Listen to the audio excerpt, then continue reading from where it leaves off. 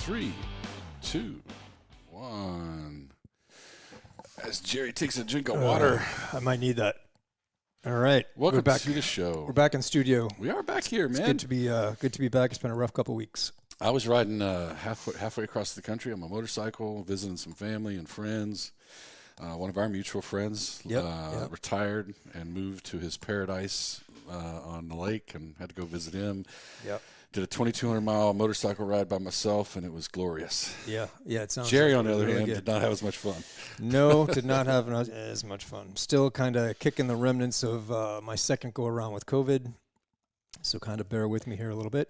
But definitely things are looking better. So My butt's just sore. That's all. Yeah, but From riding a motorcycle. you need a seat like mine, bro. I bought one. It doesn't work the same. My my butt's seat. too big. That's the problem. The road sofa. Yeah. Can't beat it. All right. What you got for us, man? TSP Weekly Podcast, 17 September 2023. So we've been talking quite a bit about the F Fund and TLT, and we're going to talk about it again today because at some point it's really going to make a difference. And there's a couple things I want to point out, the difference between F Fund and TLT. We did Apple last week, going to do Apple again this week because it's critically important to the next direction of the market, and then the TSP Weekly Fund charts. So before we get to all that, a couple things that happened this week. So this was an article I took out of Reuters. Rising energy prices deal end of summer surprise to Fed's inflation outlook. So the Fed is looking for inflation to come down. It has been coming down. So they're thinking that the interest rate hiking cycle is working. But rising energy prices at the end of the summer is kind of putting a cog in the works there for the Fed. So Federal Reserve officials hoping for evidence of a clear decline in inflation and an economic slowdown, right? That's what they're trying to cause, an economic slowdown and a decline in inflation. Those things happen when you raise interest rates. They've seen a bit of both in the data since the July meeting, but it's all confounded by fuel price jump that may have made the economy look hotter than it is. So retail sales and producer prices came out this week. CPI and PPI came out this week, provide the last major touch points that the central bank will receive before the next Fed meeting, FOMC meeting, which is next week, the 19th and 20th.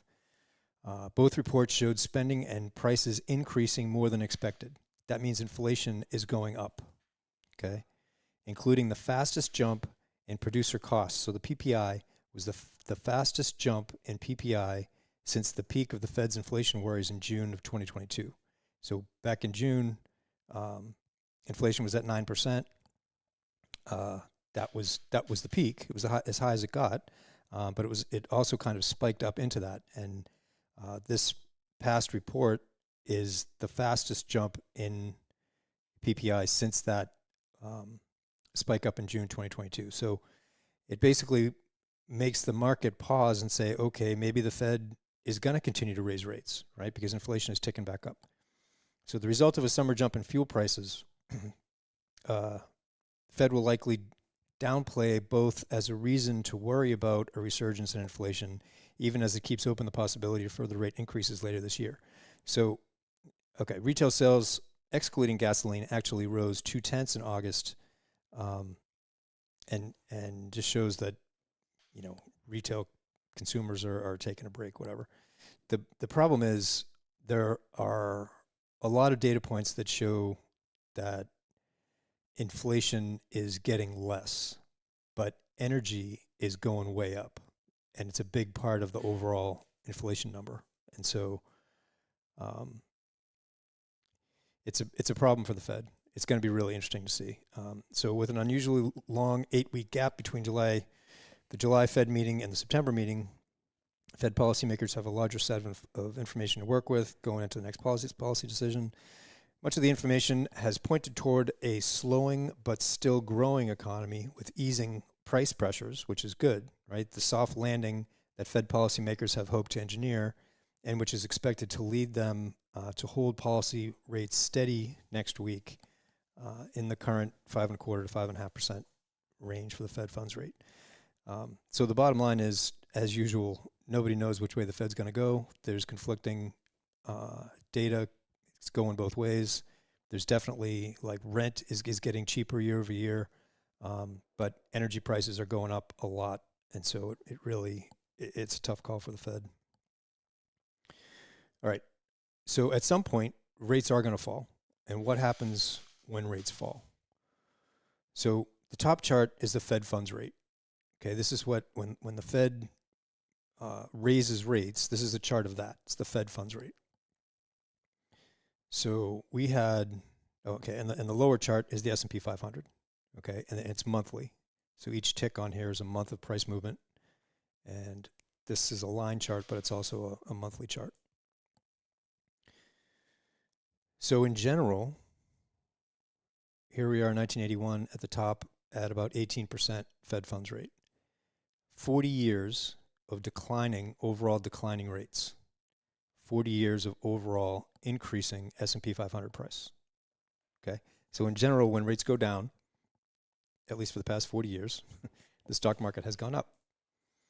At individual times, though, what's really interesting about this, so you got an increase in rates from here to here, and the market is sideways to down, right? You got an increase in rates from here to here, and you got the market going up. You got a decrease in rates from here to here, and the market going up. You got rates come up, you have this little flat period right here, and then rates, basically the higher for longer idea, right? Market goes up. So prior to the first big, the top in 2000, prior to that, rates could go up, or the market could go up or down, depending on there was no way to tell, really. Yeah, and that's my thought right here as I look at that is, does that mean that there obviously isn't a direct correlation between these two things, and there's other factors that are impacting it that aren't accounted for? Yes, 100%. Yeah. I mean, rates are just one factor. So you wouldn't want to put all your eggs in that basket to say that, oh, rates are going down, market's going up. Like, that's not 100% true. That's right. It doesn't always work that way. Yeah. The interesting, so the Fed raises or lower rates, right? It's financial engineering. What they're trying to do, if the economy is doing really well, then the Fed will raise rates to try to slow it down a little bit. If the economy is doing badly, they'll decrease rates to increase liquidity into the system and try to kind of goose the market up a little bit. So they're constantly trying to move the dial back and forth to get what they say they want, a 2% inflation rate. And so they'll move the Fed funds rate up and down to try to keep this 2% inflation rate. It never works. Yeah, well, that's what I was thinking while you were saying all that, is like, it's great if it worked that easily, but it doesn't really. No, it doesn't. Right, and so they're turning a dial that they hope it impacts the volume. I'm thinking of a radio dial, right? So it's like, I only have an option of turn up or turn down. Yep. And if that's all you can do, and it still doesn't have a direct impact, then we're just kind of hoping, right? Right. So since really more since the 2009, but even going back to 2000, quantitative easing and quantitative tightening is this new kind of thing that they've introduced. Yeah. And so now, in addition to interest rates going up and down, they can do quantitative easing or tightening. So that's another sort of dial that affects it, right? And then there's another one that they did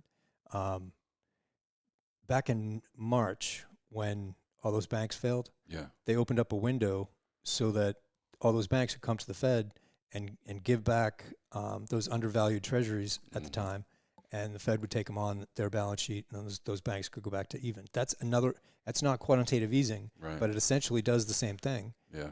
It saved the banking system for sure, and so they're coming up with these new creative kind of tools to, rather than just only interest rates that affect everybody on and off. Yeah. They can target industry groups, and it may or may not, depending on how you look at it, that may or may not be a good thing. Yeah, my worry is that that's a slippery slope, right? It is. When it's like, it always makes me cringe a little bit when you hear about banks getting bailed out or anything getting bailed out, because the system is meant, generally speaking, like if you make incorrect choices, Mm-hmm.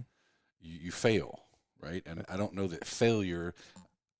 You wouldn't want it on a global scale, right? You don't want the entire banking system to fail. Right. I'm not saying that, but a bank or two, would it work out? Like, because we haven't let it happen, so we don't really know, right?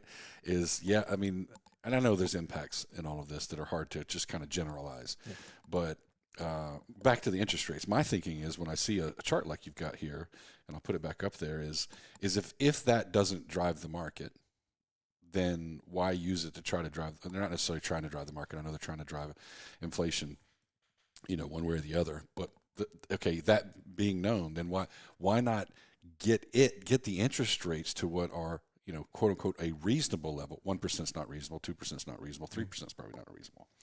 7 to 8, 9% is probably not reasonable. Right. Why not just try to get it at 4% and fix some other things?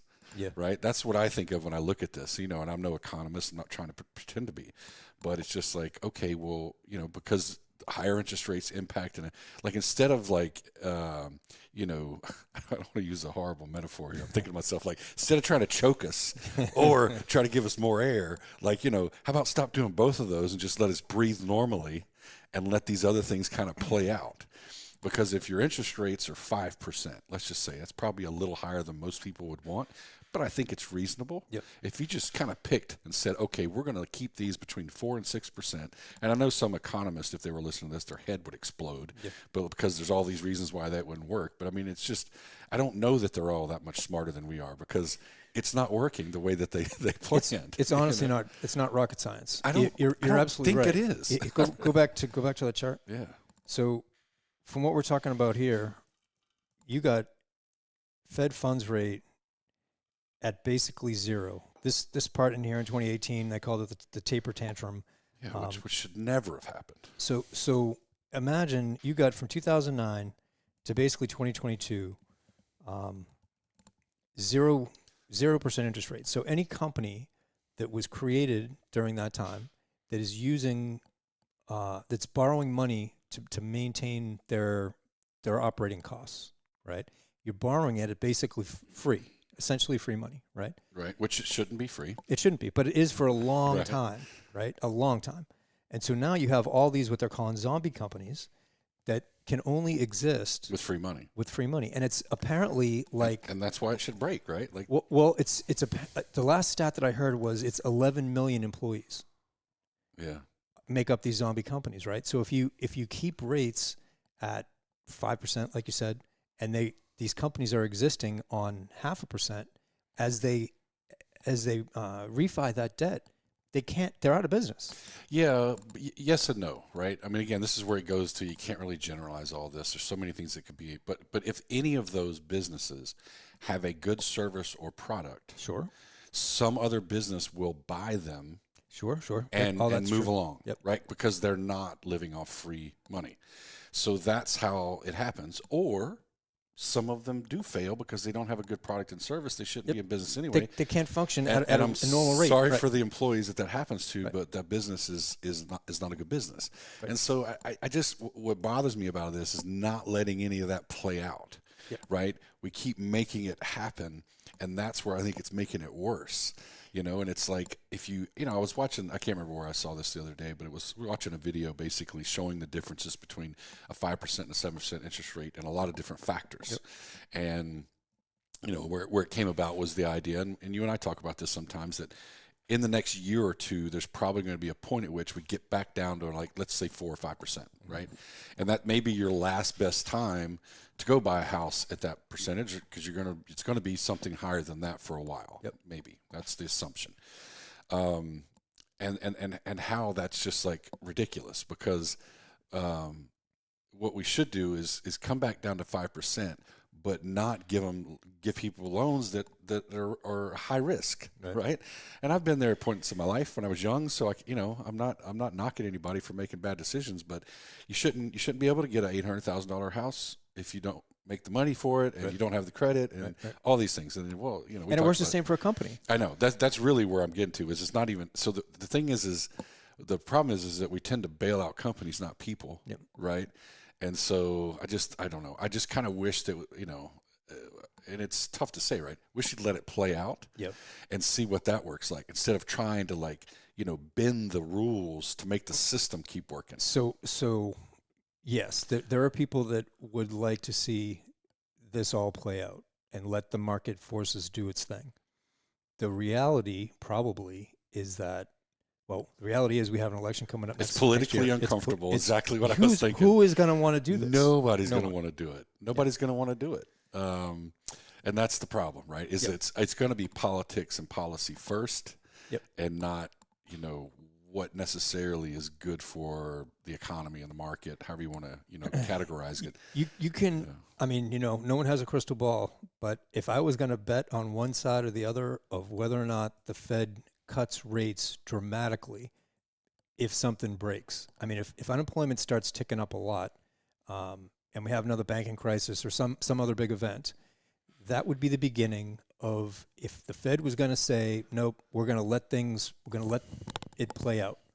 And they would keep rates wherever they are at right now. Say it's 5%. Yeah. If they kept rates there and things started falling apart and they didn't lower rates, that would be a giant signal to the market.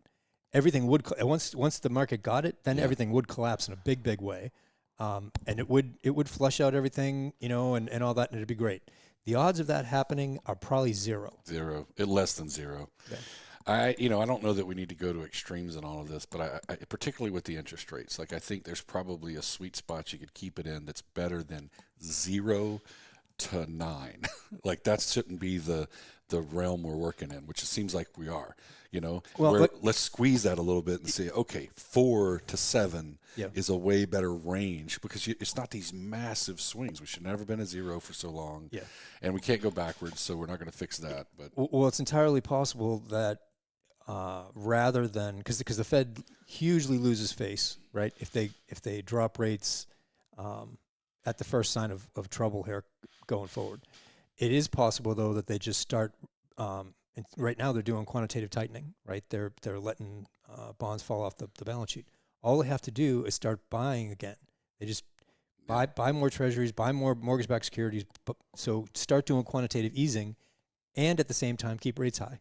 So they can say, we're going to let it all play out on the one hand. On the other hand, which is what most people won't see, is that they hugely boost liquidity, and the market will go up. Yeah, I'm laughing here, or not laughing, but smiling, because I'm thinking to myself the comments we're going to get in the comment section, because we all have opinions, and we're all going to well, this is the thing, and that's usually where the discussion just blows off the charts. Yeah. But yeah, I have a hard time. We were watching the European, I forget what ECB. ECB. Christine Lagarde. And we're talking about how we always feel, not we personally, but we always feel like these people are generally talking down to you. Oh, yeah. Just patting you on the head, going, listen, we've got this under control. Yeah. We know what to do. We're the smart people. Yeah. And you spend enough time looking at all this stuff, and you go, sorry, ma'am. Yeah. I don't think you're all that smart. You guys don't always have the best policies. I'm sorry. But now that I've sidetracked us for probably 15 minutes, let's get back to the chart. Let me finish up this one real quick. So the two kind of outliers, right? So Fed raises rates here going into the top in 2000, and then kept rates flat. And while it was doing that, the market's going higher and gets to a peak. And then the market rolls over, and the Fed is lowering rates as the market's coming down, because it's trying to put a floor under price on the tech crash from 2000 to 2002. And then once price bottoms out, rates stay down there for, I think this is about 18 months as price started to recover, right? And then they start raising rates again, which is what they should do, because as price starts to recover, They start to raise rates. Everything's fine. Rates keep going up into 2007. The market keeps going up. At some point, they pause, right? And they go sideways. And the market keeps going up. Then they know they know something's happening. They start reducing rates. Rates come down before the market collapses. Then once the market collapses again, they're chasing to try to put a floor in price.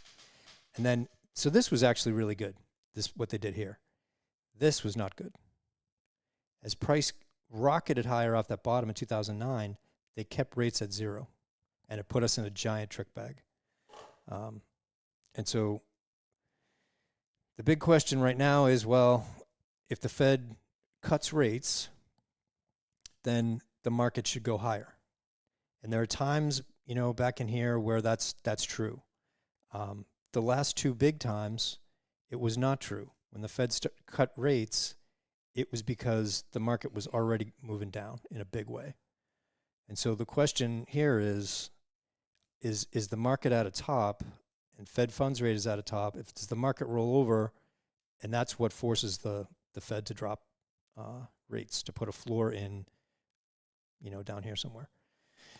Remains to be seen, but that's kind of where we are with rates. So that's what happens when the Fed cuts rates. All right, the F fund. So the only way we can play a rate cut in the bond market anyway is for us, and regular TSP is the F fund. So the F fund is the aggregate bond index. Okay, it's a Bloomberg aggregate bond index, broad-based fixed income index used by bond traders and the managers of mutual funds and ETFs as a benchmark to measure their relative performance. So the AGG to the bond market is what the Wilshire 5000 is to the stock market.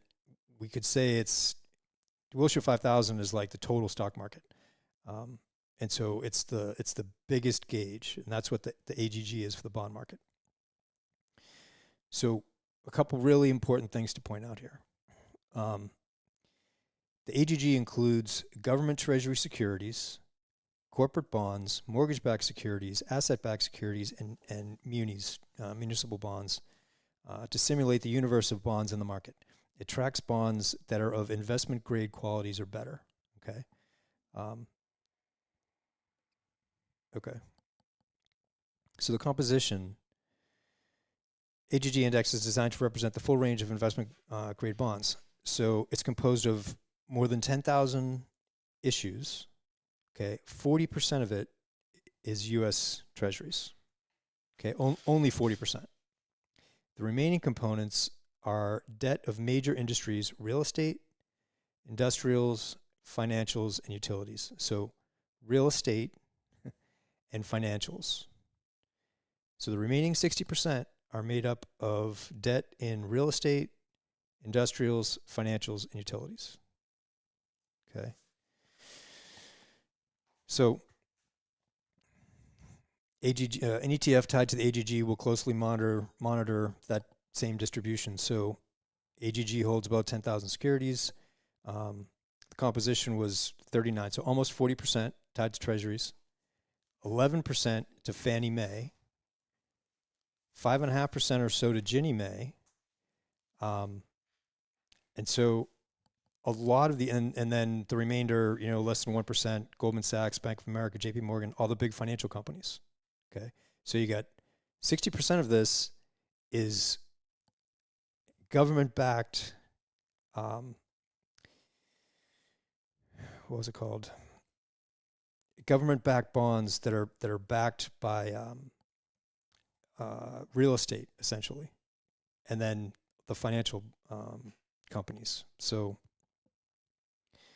if you wanted to trade it at the Vanguard Total Bond Index, if you want to trade the F fund basically in the mutual fund window, VBTLX would be it.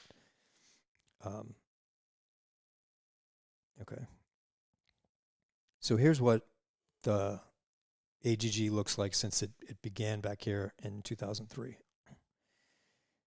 We keep saying this is an historic decline in bonds from the top in 2020 to where it is now. basically, if you had bought the F fund back here when it first came out, had a big decline, which we're going to come back to this, a big decline in 2008, right? A big decline here in COVID, but generally speaking, you're on an uptrend, right? As rates are coming down, the price of the bond is going up, which is why this is the trend of bonds is up. Now the trend of bonds price is no longer up. The trend of rates is up, so the trend of price is down. And we have this 1, 2, 3, 4, and we're in the middle of the fifth leg down, where we'll get some kind of significant bottom in bonds. But even before we get there, we're already, if you started back here in 2003, you're well below. You've lost everything. Any gains are gone. Okay. So that's what the AGG looks like. And again, the big thing about the AGG is it's 40% treasuries, 60% more risky things. All right, TLT. TLT is only 20 plus year treasury bonds. Okay, so it's long-term treasury bonds. 100% of it is long-term treasury bonds. So if you think interest rates will fall, then it makes sense to invest in a long-term bond fund like the TLT. Okay.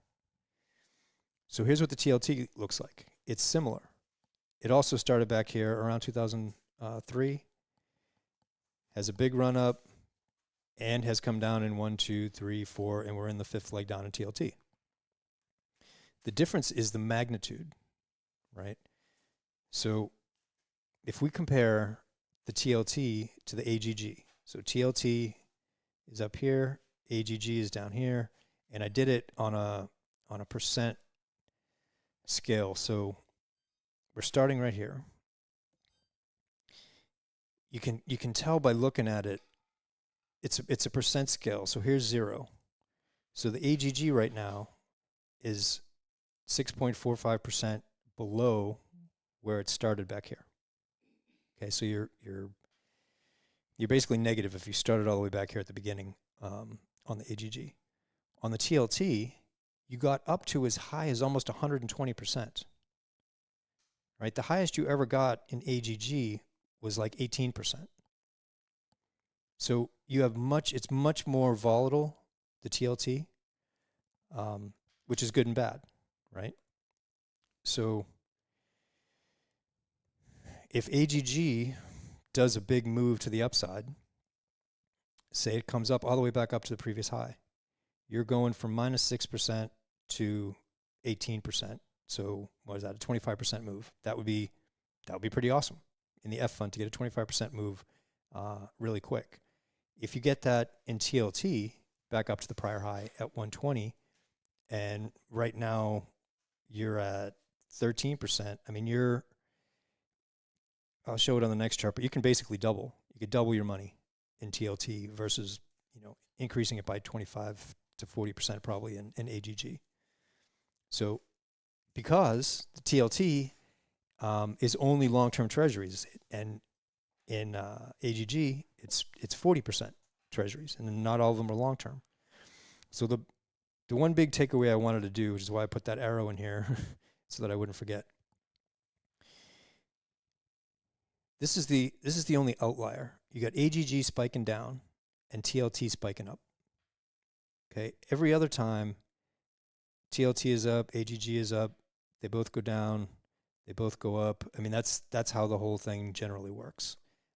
They tend to go up and down more or less together, just at a different magnitude. But this outlier right here.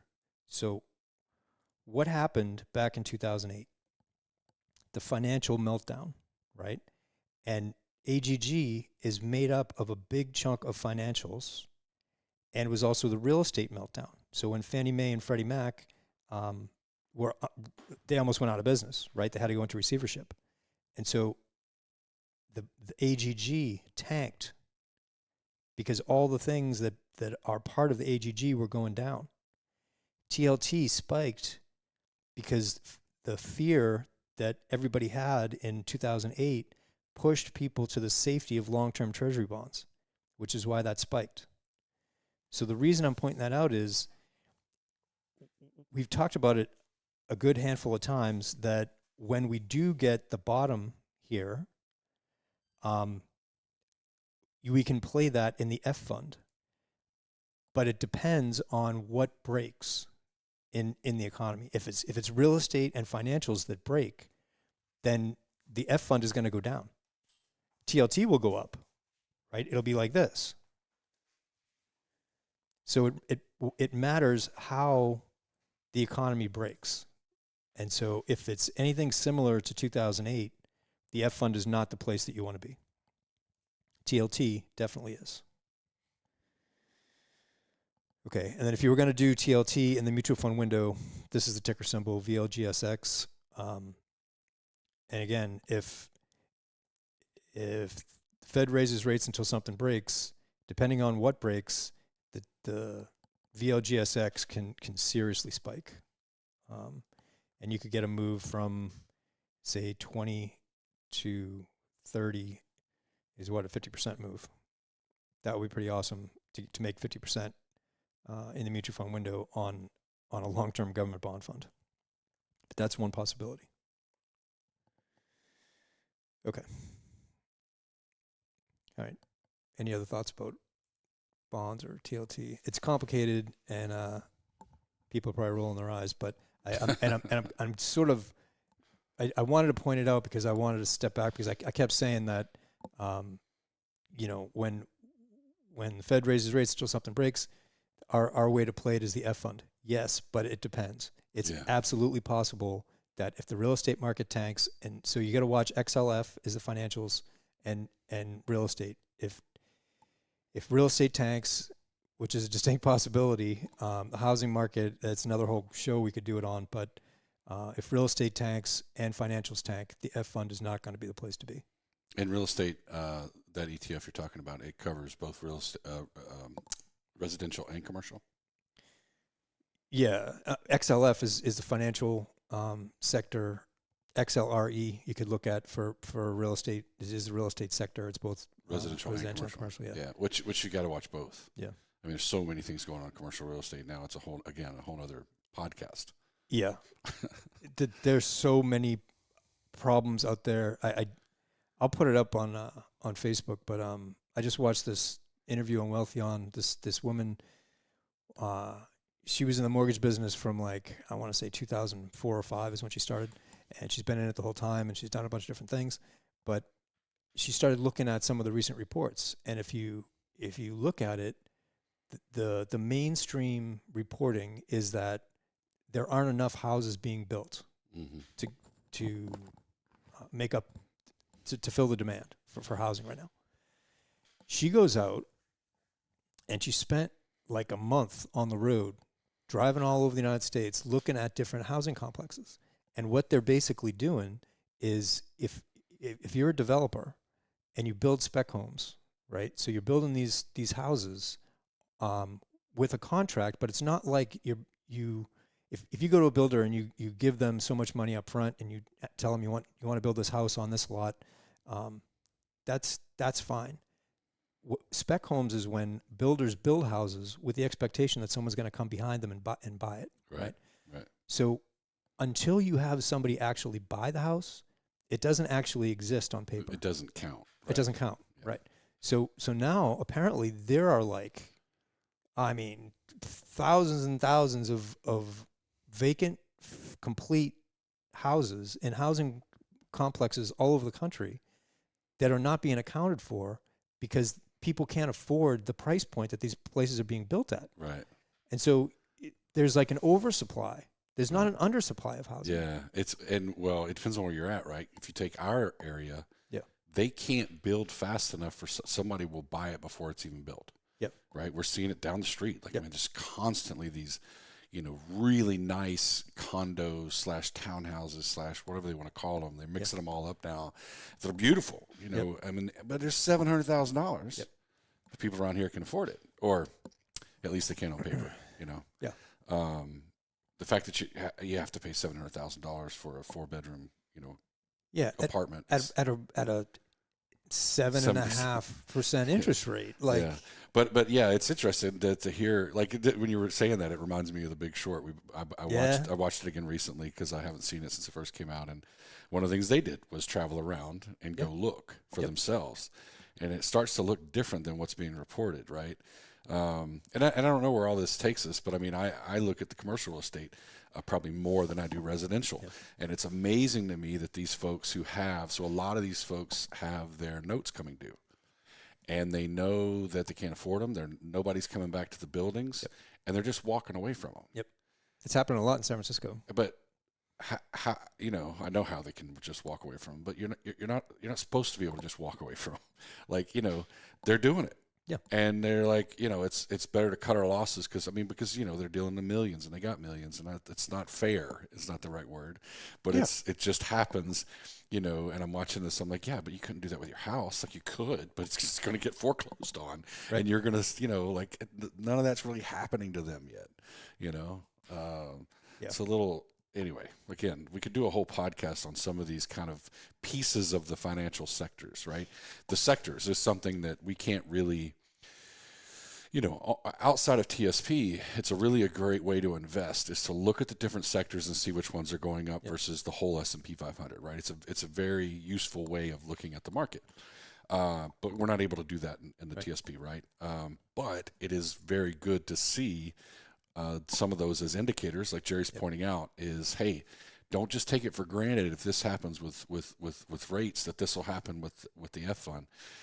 Generally, it would, but watch these other indicators because they'll have an impact too. Yeah, there's so much, and the biggest takeaway, to be honest, is that the macro is so bad. Yes, is it more probable than not that the market goes higher into the end of the year? I would say yes. I mean, I think from a technical analysis perspective, I think all the signs there are pointing in that direction, right? But yeah, the market can go higher, but at some point, this soft landing thing is ridiculous. Yeah, other things are going to break. Yeah, what's going to break, right? We were talking about that before we got onto the podcast. We're like, what other things are going to break that we're not paying attention to? And we don't, I think really what the takeaway from all this, if you're watching this podcast, is hopefully, if you want to see what's impacting your TSP, watch this podcast. B, if you have more interest, go watch a few. Jerry likes Wealthion. There's probably 4 or 5 different kind of core ones that you could watch each week. Yeah, it'll take you a little time, but then you have a pretty good grasp. You're not going to have a grasp on any of this if you watch Bloomberg for 8 hours a day. Oh, yeah, no. Or you're just not. And it's not a ding on them. They're on a loop, and they're kind of like all on the same loop, and you're not really getting the full picture. And it's frustrating sometimes because we watch the stuff. I do. Yep. I mean, we got Bloomberg on our TV in the office, but I know what to zone out on. I know what to say. Yep. Not listening to that. It's not. They're just talking out of their ass. It's interesting to watch, but I don't. Yeah, it's more like entertainment than it is actual information. That's my problem with it. Right?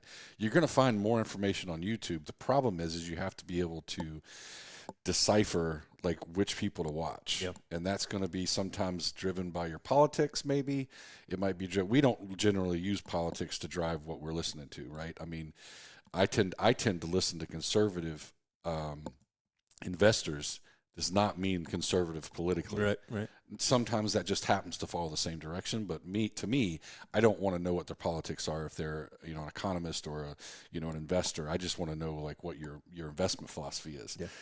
And I'm not a big fan of folks that are just out there winging it. So I would tend to lean more towards people that are more conservative, that are driven by kind of long-term philosophies that have played out well over the years.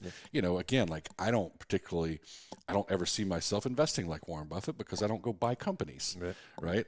It's great to hear the guy's advice, but like, I'm not, it's not my style of investing. So I need to go find people that are, clearly in line. And I think that's what we do, right? You find those people and you'll hear about those people on this podcast. We talk about the people that we listen to, and of course we tend to listen to, a lot more, people that are at least open to technical analysis and don't like say it doesn't work or whatever. Yeah. But then again, I listen to people that do fundamentals. Like I enjoy that stuff. So yeah, the thing I like about Wealthion is that they bring on people from different industry groups, yeah. and they bring pretty diverse, right? It's really diverse, and both fundamental technical analysis. They bring on a lot of different really good experts. Yeah, it's definitely well worth checking it out. Okay. Am I good? Can I flip to this? Yeah, you can. We had a camera go out, so I'm off doing things, but we got it. All right. You're good. Apple is the bonus chart. Apple. This is the chart we did last week for Apple. It's weekly. And basically what we said was this is a pretty critical support resistance line. This is where Apple peaked out, did a double top here, hit it again, a resistance here, and then finally broke through back in May. Is it an overshoot? It pulled back to that line here and got support, right? So here it was resistance, got past the resistance, came back down, tested it as support, and the support so far has held.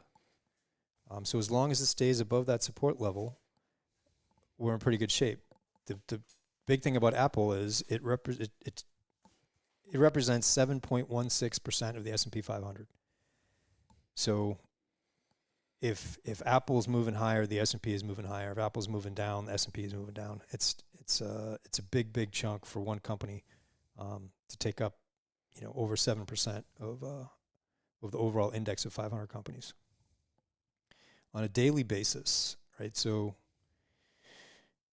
we were talking about this being an A, B, C correction, right? And then we get a move higher. So on the daily basis, we're just going to focus in kind of on this piece right here. So this is the same line. Now we're on a daily chart. This is the same line. This was that ABC correction, okay? And the part I want to focus on is this 1, 2, 3, 4, 5 potentially. That's what we want to see. We want to see this be the 4 and find support at that line and then keep moving higher, right? If we don't get that and we get an A, B, C correction for a 4, so we got 1, 2, 3, A, B, C for 4, and then a 5. That's possible, but if we get that, A to B is the same length as C to D, right? This part right here would be the problem for us because we would definitely get a pullback in stocks in general in the S&P 500 if we get this move down to a 4 low here. So while we're looking for stocks to go higher in the fourth quarter, and I think we get that, the question is do we get a pullback before then? So if Apple breaks support here and pulls back, and we end up getting AB equals CD, then we're going to have a pullback in stocks. We get a bottom here somewhere, say the end of September, and then the fourth quarter, we get that 5 wave. So in the short term, we could definitely see some problems right there. It's not just Apple, because Apple is over 7% of the S&P 500. Okay, TSP fund charts. So C fund, if you're following along on a weekly basis, you're in good shape. As long as price is above that 20-week moving average line, price is going higher. When it's below the 20-week moving average line, you don't want to be in it. And when it's back above it, you want to be in it. Right now, for the past couple of weeks, it's been consolidating, right? It's staying above that 20-week moving average line, but it's been consolidating for a couple of months. The question is this consolidation something like this, right? You got RSI above 50, but declining during that consolidation, right? Same kind of thing as we have going on right here. These two are pretty similar. And ideally, this one resolves higher like this one did. But we don't know yet. All right. So for the time being, we're in pretty good shape. The thing that I'm kind of on the alert for, I don't like RSI being below the moving average of the RSI. So if RSI line in blue is below that orange line, it's not a great place to be. In this case, it resolved to the upside, which is good. In this case, it resolved to the downside, which is bad. So this looks a lot like this, and hopefully it resolved to the upside. But for right now, we're just, wait and see how it resolves. S fund is looking pretty weak, right? We're basically in this sideways channel that we've been in since the middle of last year.